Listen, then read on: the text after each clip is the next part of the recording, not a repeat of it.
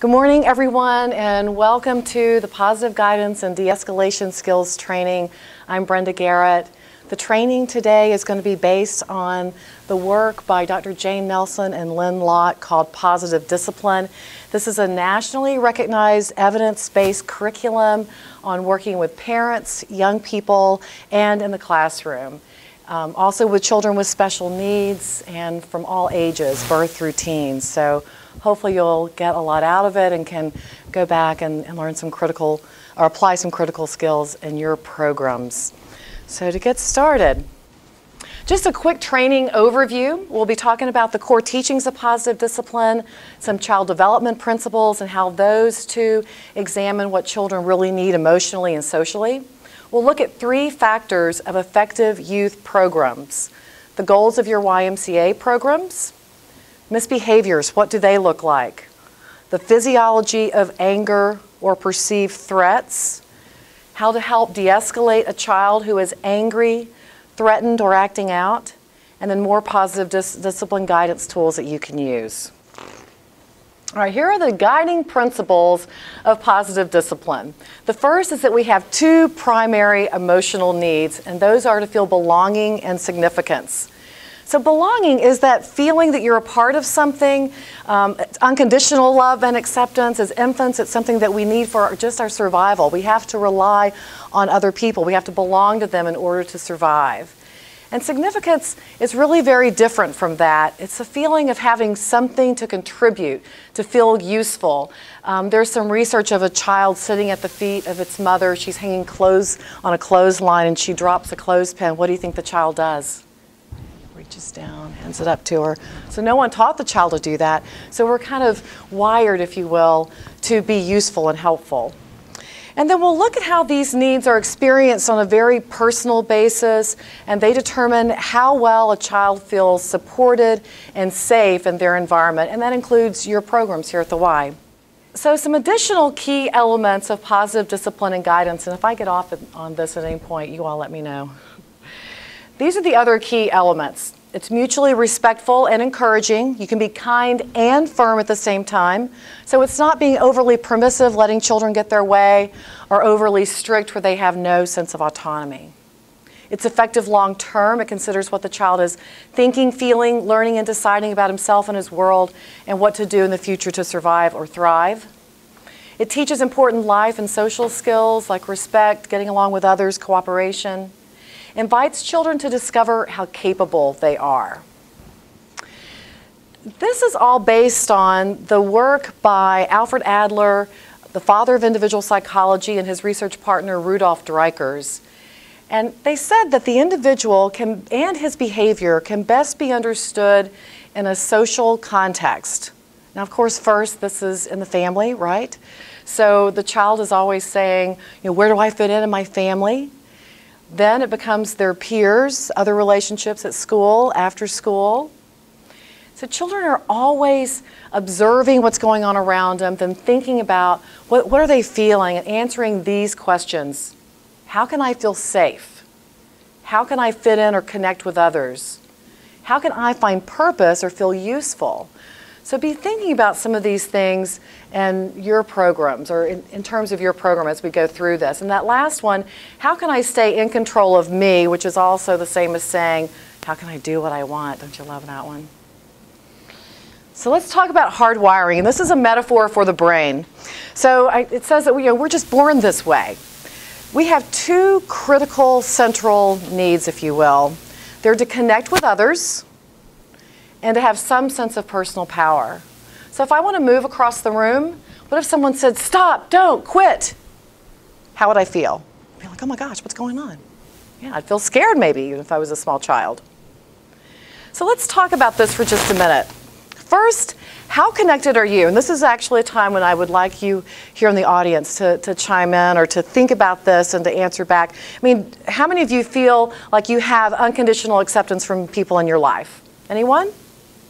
Do you feel that way? Okay. All right, good. And some people don't. Some people feel like it's all kind of conditional. If you're on okay terms, then that's good. And if you're not, maybe not so good. So How are mistakes viewed in your family? Think about that. When you make a mistake, or when you made a mistake as a child, what happened? How many of you were punished? Anyone besides me who experienced punishment as a child? Okay, most everyone. But then let's talk about what makes you feel good about yourself. How many of you remember getting the call or a letter that you had actually been accepted for this job? Anyone remember that? Okay, how'd that feel? Someone, you can go ahead and speak up. How did that feel? Great. Yeah? What made it so great? Well, with me, I had that hired for one position, and then the next week I got hired for promoted for the same place. Wow, so you got like double doses of good stuff. You got accepted and then promoted to something higher than what you originally thought. That's great. How many of you remember getting that acceptance letter from college? I mean, where's that on a scale of 1 to 10? That's pretty good, right? I mean, even the name of it, it's an acceptance letter, you know. So there again, evidence that no matter how old we are, we all like feeling accepted and wanted. So we have these two basic needs: connecting with others, having a sense of personal power. And then let's talk about personal power. How many of you really enjoy making your own decisions? You know, once you got on your own, that was good. It's a great feeling, isn't it? Now, how many of you remember, either as a child or with a spouse, having someone else decide where you were going to summer camp, maybe where you were going to college, maybe what you were going to major in, picking out furnishings for the house without your input? How does that feel? Can you remember? Anyone have that experience of someone else making a really important decision for you? How would that feel, though? Think about that as we go through this. So, when we struggle against giving children a sense of power, we invite power struggles. Just like we don't like being told what to do, children just need a sense that they can move freely, because that's how the brain learns. You know, they love to discover things. The world is just one big experiment. So if we try to control them, we invite power struggles, feelings of inferiority, maybe even moodiness or sneakiness. Kids can sneak around to get what they want, right? So personal autonomy is really big. Everyone, no matter how young or old, wants this.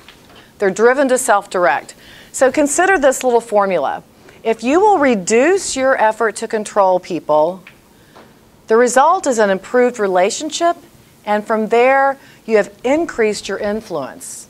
That's really what we want, right? We want to have increased influence. We want people to listen to what we have to say, consider what we're asking them to do, and cooperate. And this is a method that will help you achieve that.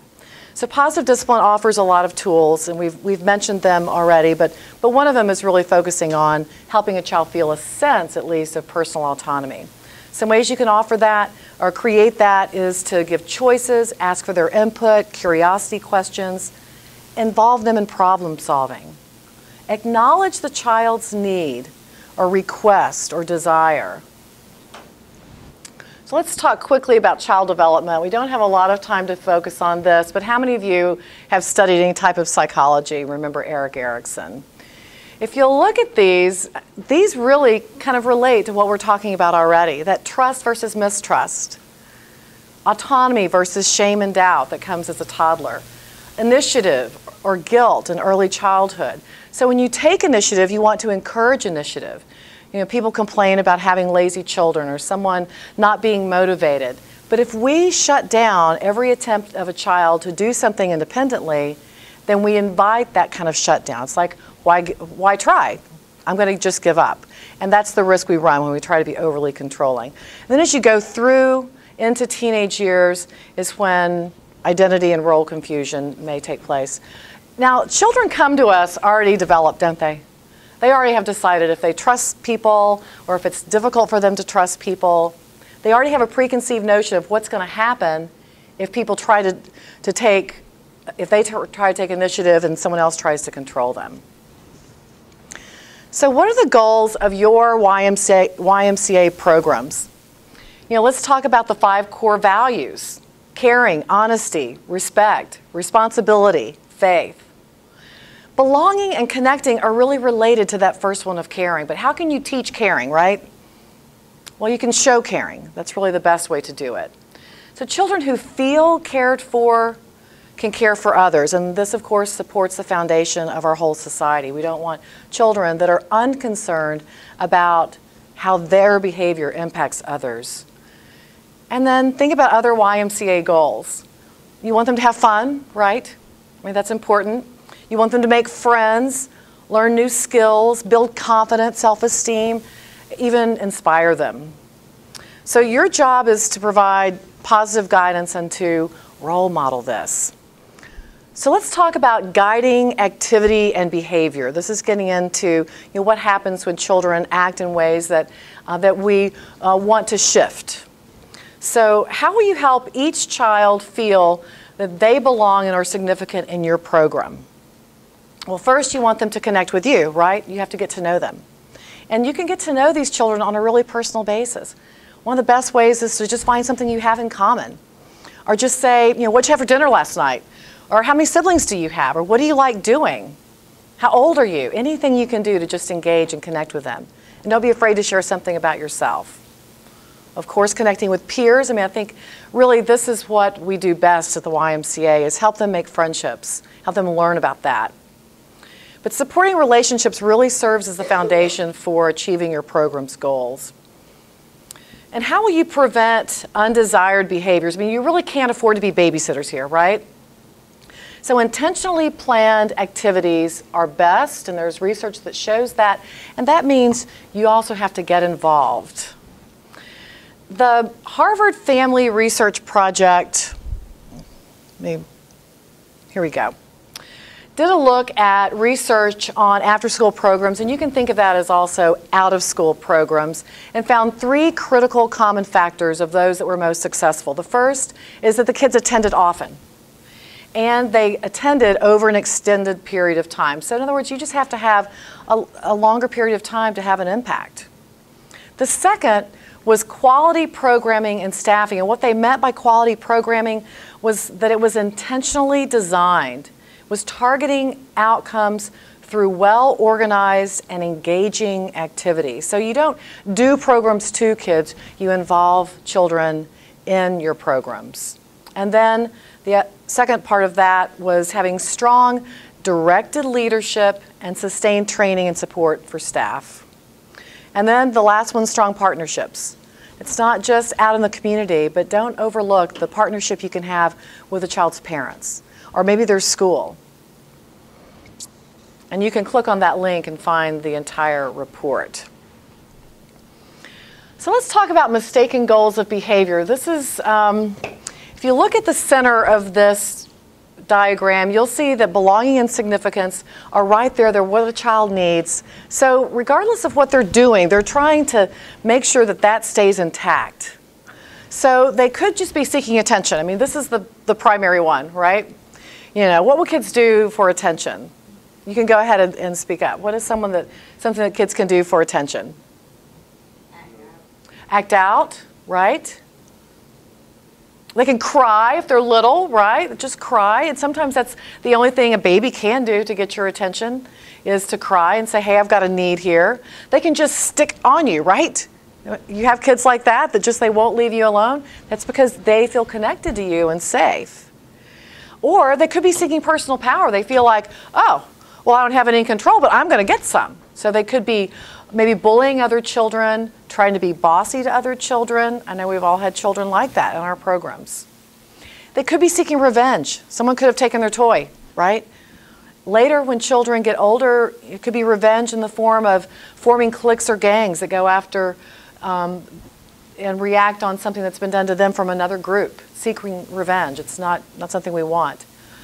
Assumed inadequacy, this one is sometimes overlooked, and you don't want to overlook the child that's just being quiet and sitting by themselves. If a child has been discouraged in some way, and they're not trying, they're not talking or reaching out, there could be other things going on. So don't ignore that. That's a child that you really need to reach out to. They could be depressed or have some issue that needs your attention. So just to repeat, Adler and Dreikers again said that children are always observing what's going on around them. They want to say, where do I fit in here? Does someone like me? Am I safe? So these are questions that are continuously going through the heads of the children in the programs that you work with. So a child's behavior is really an indicator of how they're answering those questions. So think about that when a child is acting out. And then how you react to a child's mistaken goal is really very important in the outcome of what happens. So in preventing escalations, a child is just kind of saying, connect with me, please. Each child needs to feel that they belong, even when they make mistakes. I love this quote, children do better when they feel better. Isn't that true about ourselves? Don't we all do better when we feel better? If we feel criticized for a mistake that we made, we've got to get over that feeling of being torn down before we can do better. Anyone experienced that before? So see mistakes as opportunities to learn. These are the most critical little nuggets I can share with you today. Children do better when they feel better and see mistakes as opportunities to learn, not to punish. Punishment only disconnects you from a child. When someone punishes you, you don't want to go buddy up to them, right? You want to separate yourself from them and the bad feelings associated with that. So you can lose your ability to influence a child when you punish or even show disapproval. And sometimes this is hard to do. Sometimes it's just natural for us to kind of, I don't like what you're doing right now, and express some sense of disapproval. Positive discipline says connect before you correct. So approach the child, ask, hey, what's going on? What are you feeling right now? Everything's okay with us, let's just talk about what's going on. Connect before you correct. So just a little review of outcomes of punishment. I don't know if any of you have ever thought about this, but we call these the 4 R's of punishment. None of them are very good. Punishment may work in the short term, but this is what you usually get. Resentment, I don't like you. Rebellion, I'm not going to do what you say. Retreat, going off to themselves. Or revenge, which is the worst. So misbehaving children, if you can think of it this way, are discouraged children. You have to find a way to encourage. Just a little quick word about offering praise and incentives. If you just go, oh, good girl, you've done exactly what I want, versus, wow, you're really trying hard today, which feels better? The second one, doesn't it? Yeah. Because the second one, offering encouragement, talks about what the child is doing themselves. Praise comes from me. You've pleased me. Instead of, don't you feel good about what you're doing? That's what you want. Incentives operate the same way. If I offer you an incentive for everything you do, before long you're going to want a bigger incentive, right? And then if John is getting an incentive and Curtis isn't getting an incentive, Curtis may not even like John, right? I say, well, why is he getting something and I'm not? I want it. Then you've introduced a whole escalation. So something to avoid. Try not to offer incentives that aren't given to the entire group. And then just make it something you do because you want to. So let's focus on building cooperation. This is one of the things that's really big in this curriculum and in Dreiker's and Adler's work. I love this. In a democracy, everyone gets their say, not everyone gets their way. Sometimes just having a say is all you want though, right? Just listen to what I have to say. Just hear my opinion. Okay, you don't want to take it? All right, but thanks for listening. There's books written on this. Ask for children's ideas on rules and activities. One of the best ways to start your summer camp programs this year will be to ask children, hey, let's come up with our own rules. We want them to be fair for everyone, right? Give acceptable choices whenever possible. Would you like an apple or an orange? Would you like to play kickball or baseball? Would you like to swim on Thursday or on Friday? What works best for you? So you can be the authority, which you have to be the authority. You're hired to be in charge of these children. But you can do that without being authoritarian. And when you act authoritarian, some kids will really resist that and just shut down on you. So this is the time for our acting versus telling activity. And if Michael, John, and Curtis could come up real quickly. And what I've asked them to do, for those of you watching, Michael is going to play a child, and it's going to be his role just to listen to what's being said to him by John and Curtis. John, you're going to be the telling staff person, right? And Curtis is going to be the asking. Thank you very much. So what Michael is going to do is he's going to walk back and forth between John and Curtis and just listen to what they have to say, think about what you're feeling, what you may be deciding, are you going to cooperate or not? How does that feel? Okay? And so you'll just go from one to the other, back and forth, and alternate between. Stop running. You're not supposed to run inside. Can everyone please walk as we go down the hall? Be quiet. I said be quiet. We need to take roll. If you can hear my voice, clap once. Okay, stop whatever you're doing. It's time to go wash hands. Get in line and make a straight line.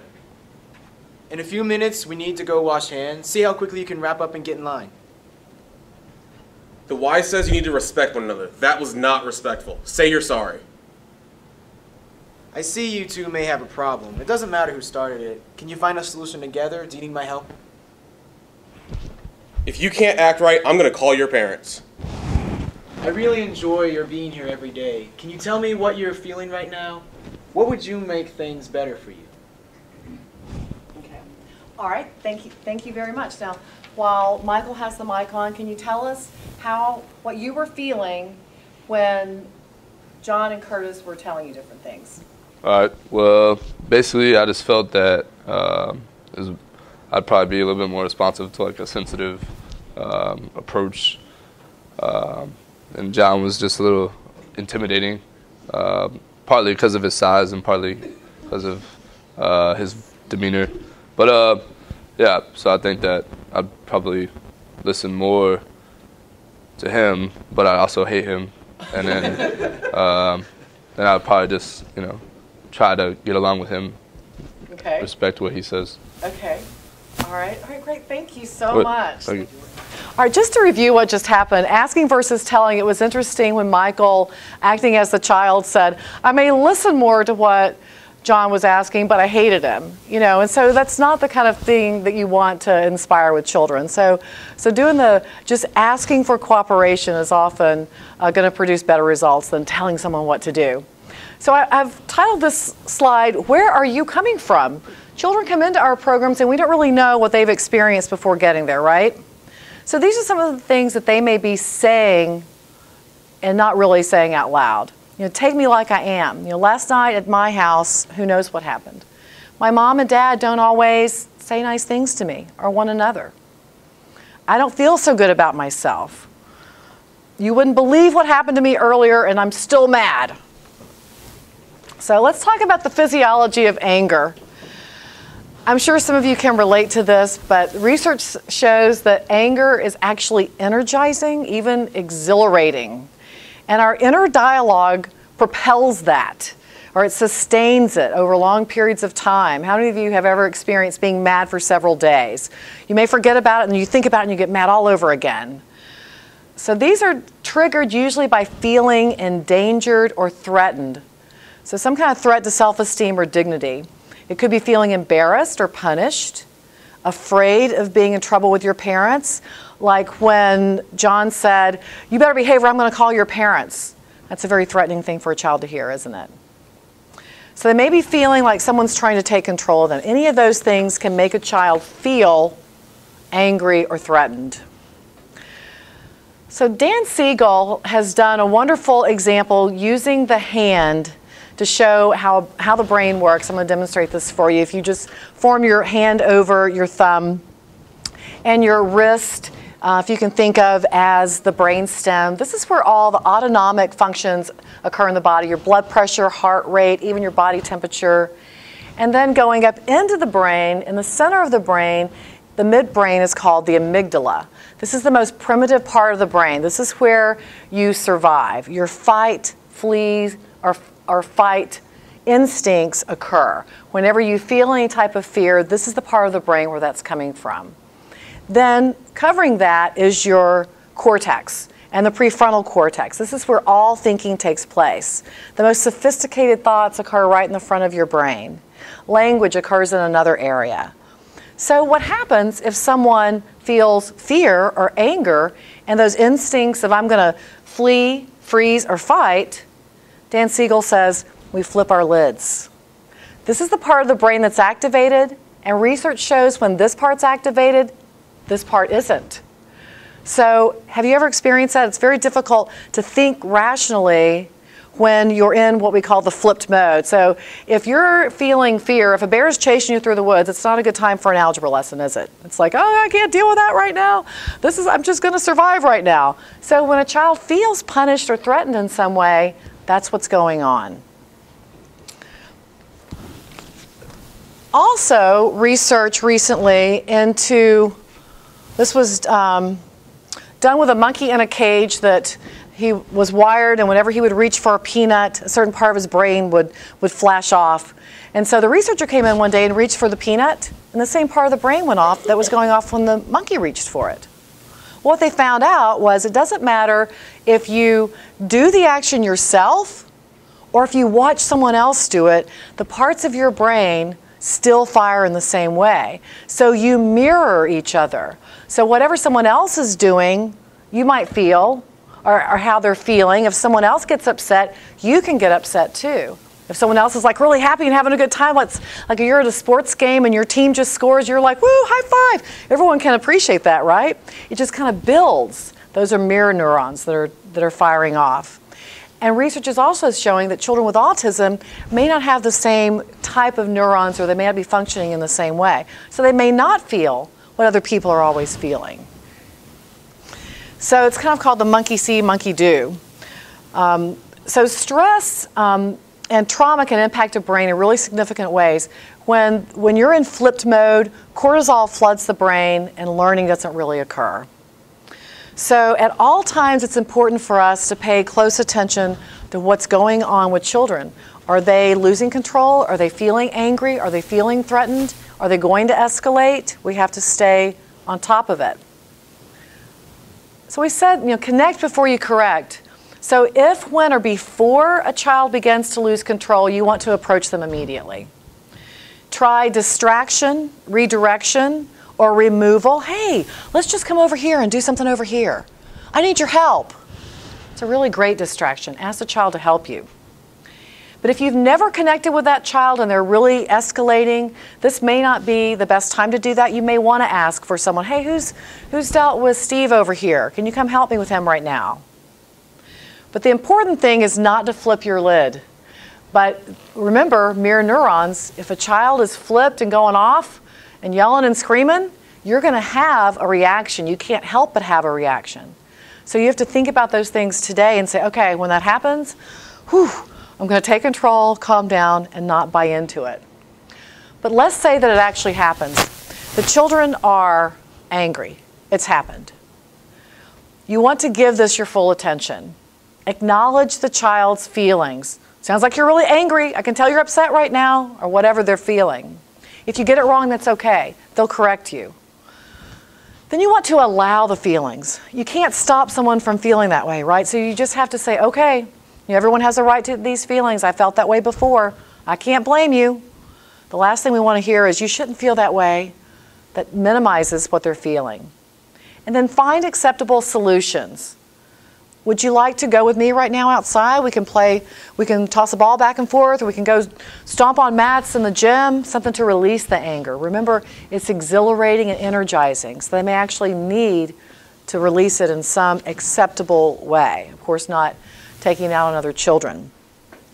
So this is what to do. Give the matter your full attention. The child has a need that's resulting in the acting out. Remember what we were talking about earlier.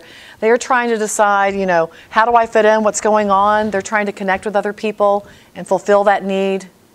Practice the 3 A's. Acknowledge, allow it to be, find acceptable solutions. By doing that, you're going to work out a solution with the child's input. Connect before you correct. Hey, what's going on right now? What would be helpful for you right now? What do you need from me right now? Seek wise support. After this has happened, you may be upset too. If a child has really lost control and you don't feel like you've handled it right, you may need to talk it over with someone. Of course, there's the list of what not to do. Of course, we said don't flip your lid. It's not about who's boss. This is really important. Don't enter into a power struggle with a child. It's not about being right or you being the boss.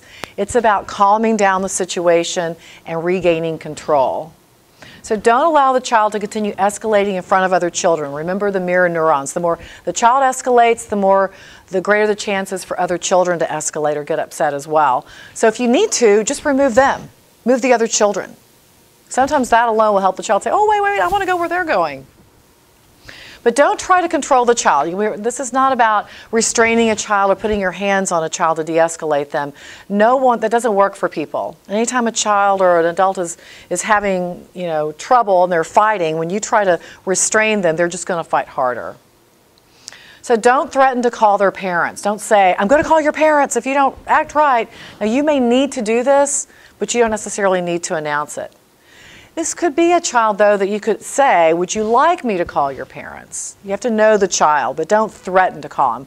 A lot of things have to do with tone. And certainly don't ignore them. That's also equally hurtful or risky. Here's some things not to say. The do's and don'ts list. You don't really feel that way. That's not a nice thing to say. Say you're sorry. Don't let me see you do that again. Of course, if you say that, what's that telling a child? Oh, okay. Well, I may not let you see me do it, but I'm still going to do it. I'm going to be sneaky. Remember, we all want to have personal control over us. You have to learn to work with that instead of fight against it. Allow time for cool down. This one is really, really important. Remember, you're in flipped mode, cortisol, the stress hormones running through your body, anger's energizing. You can't just turn a switch and flip down again. So you have to give them time. You can design a place in your centers for positive time out. Just say, let's make a place in the corner with bean bags or books or whatever it is, or a headset where they can go and calm down. I mean, teams take time out all the time to regroup, right? I like to go for a walk if I feel stressed. So you can make a timeout seem positive. But if you send a child a timeout, what's that do? Disconnects them from the group, right? How does a child feel when they're disconnected? They feel worse. They're going to act out. Please let me come back. No, you've got to sit there. So then again, you just invite a power struggle. So timeout as a punishment is just going to backfire on you usually. Ask curiosity questions. This is a really great list of questions. I would encourage you to kind of memorize it. There's actually a system and an order for these. What happened? And what happened when you did that? What did you want to see happen? What could you do next time? What do you think the other child was feeling? What ideas do you have for solving this? And then what would help you? How could I help you with that? So let's talk a little bit more about positive discipline and guidance tools that you can use in your programs. We talked earlier about what is really present in an effective after-school or out-of-school program, regardless of what it is or the age of child you're working with. And you need to have sound, intentional, planned programming. And that's really worth a pound of prevention. So you want to structure an environment in your centers that's supportive of every child and staff and with one another. So you need to feel like a team. Work as a team. This is really important. If you're placed in control of staff people, you want to take these same principles to heart. If you try to control people and tell them what to do, instead of inviting their cooperation and ideas, your team is not going to be as strong as it would if you invited their involvement and encouraged their ideas. So work as an effective team. You may be the leader of your team, but other people have skills that you want to use so that your team is stronger. Cooperative, non-competitive games, this is a really great thing to always have for some children, especially children who struggle with physical movement. If they can't run fast, then you don't want to just have relay races, right? They're going to always lose or feel bad about themselves. So always have something non-competitive to do. Jump rope, coloring, an art project, listening to music together. Help them form friendships. This is really, really important. We often find how we're different from one another. Help children find how they're similar to one another. Of course, stop telling and start asking. We did that work exercise. And talk to their parents. Say something good in front of them. That's a really great way to build a relationship with a child, to send them out feeling good. And when a parent comes in at the end of a day and little Marcus hasn't had such a good day, maybe you just leave that unsaid. Because then Marcus goes, oh wow, I can go home safely today. They're going to feel really good about that. And you can even say, you know what, Marcus, we handled this here. I think we really learned from it. And so we'll just take tomorrow and have a better day. Find meaningful jobs. This is important for you as staff people as well as the kids in the center. They can all help come up with group rules. Practice being kind and fair. You know, you're in control, but you can still be kind. Never choose sides. This is really important. I don't know if any of you remember having sides chosen when you were growing up. You know, your sister always got away with whatever she was doing, or your baby brother did, and you always got in trouble for whatever you were doing regardless. Just don't choose sides. You know, it doesn't matter who started it or who did it first or harder, because you never really know what the dynamic was that was going on around that. Children feel more supported when you just help them find solutions, and that's really our goal as leaders of children, is to help them develop good problem-solving skills. So encourage them to solve their own problems. I have faith in you guys to come up with a solution to this. Talk less, use signals. Maybe you, instead of screaming or blowing a whistle to get their attention, maybe you have a way in your center where you just raise a flag, or you can clap, or you can ring a nice chime, anything that will then be the signal for them to calm down and come together. But just raising your voice has a risk of escalating. Give them their desires and fantasy. I love this. Say, oh gosh, I wish we could swim every day too. Wouldn't that be great?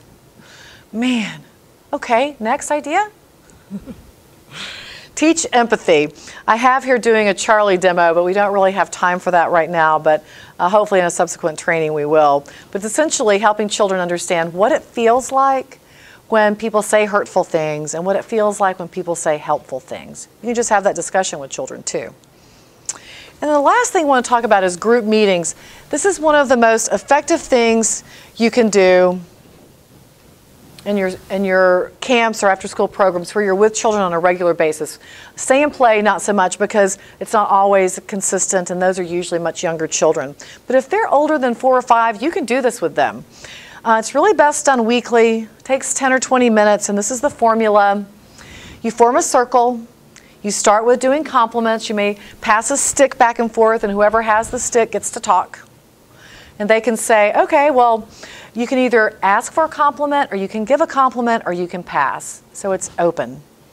So the child may say, wow, I really had fun today doing, working on the sports or whatever we were doing. That was really fun. Thank you, Curtis, for organizing that activity. Great. I don't feel so good today. I'd really like a compliment. And then someone else, you as a staff person, maybe make sure the child gets a compliment. You want to help them learn to avoid making compliments just on someone's physical appearance, though.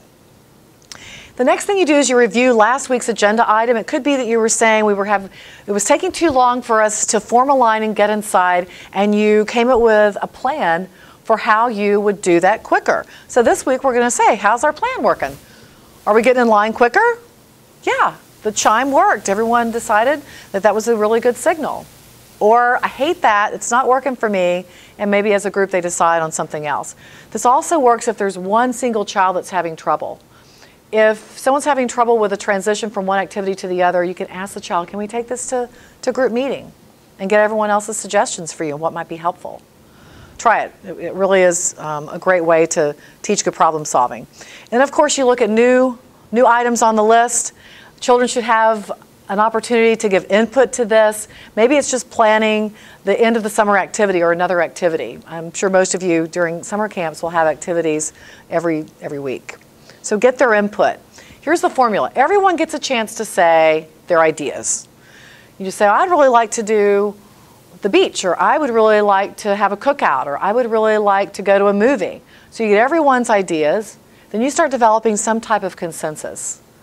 It's a great tool to teach for long-term growth. So everyone gets a chance to share. You brainstorm solutions. Then the group chooses one of those solutions. And they say, okay, we'll work on that for the week. And then you end with some type of fun group activity. This is a really powerful tactic to use with children. I hope this has been a training that you can use. I know that there's plans for expanding some of this and working on staff development and team building around some of these same principles later. And I want to thank you very much for your attention today.